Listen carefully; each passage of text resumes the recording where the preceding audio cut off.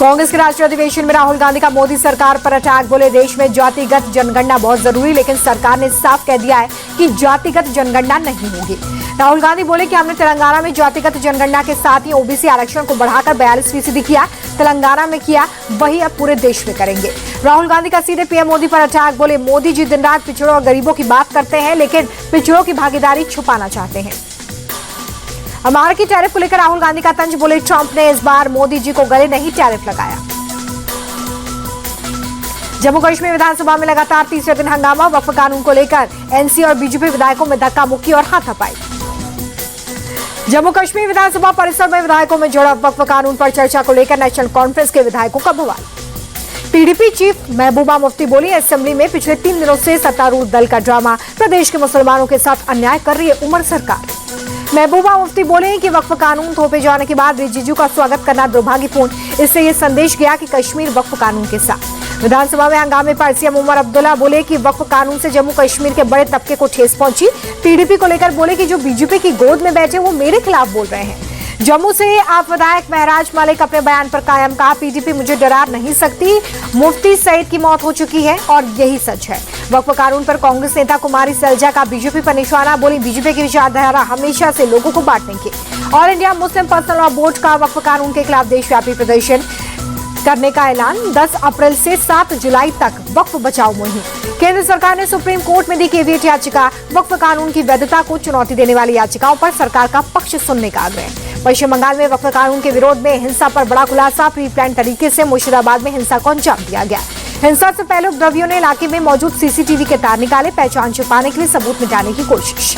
मुर्शिदाबाद में वक्फ कानून के विरोध में हुई हिंसा के बाद धारा 163 लागू। प्रशासन ने 48 घंटे के लिए पूरे इलाके में कर्फ्यू लगाया।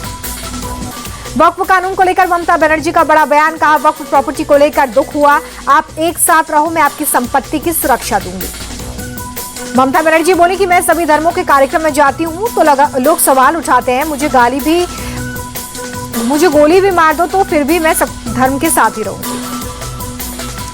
एमपी के सीएम मोहन यादव का वक्फ कानून पर बयान। कहा कि ये गरीब मुसलमानों के हक की लड़ाई है, फिर भी कुछ लोग इसे वोट बैंक की राजनीति से जोड़ते हैं। बिहार के डिप्टी सीएम विजय सिन्हा का ममता बनर्जी पर अटैक। बंगाल में अराजकता फैलाने वालों का समर्थन कर रही है सीएम।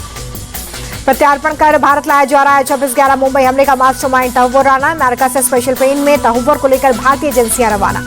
कस्टडी के दौरान जांच के लिए राणा को मुंबई लेकर जा सकती है एनआईए। जरूरत पड़ने पर मुंबई के यरवदा जेल में कसाब वाली सेल में भी रखा जा सकता है।